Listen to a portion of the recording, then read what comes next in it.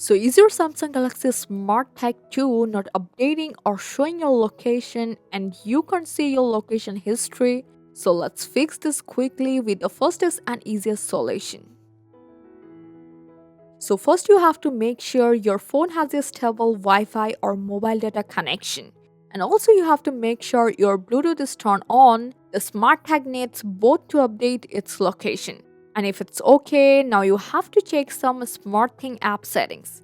So from your settings app, go to apps, find SmartThings app from here, and now from the permission section, choose location. And here you have to make sure it's set it to allow all the time. And if it's set to anything else, your SmartTag won't update its location properly. Now back from here and again from your SmartThings app settings, go to this option SmartThings settings, and now under easy connections you will find this turn on Wi-Fi and Bluetooth automatically section. Turn on Wi-Fi and Bluetooth automatically. And also from here you will find this auto update devices and services. Just go for it.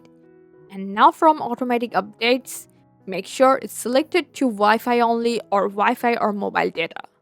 And that's it. Now check your location history that will appear on your SmartThings app and your problem must be fixed. I hope this guide helped you a lot. Thanks for watching.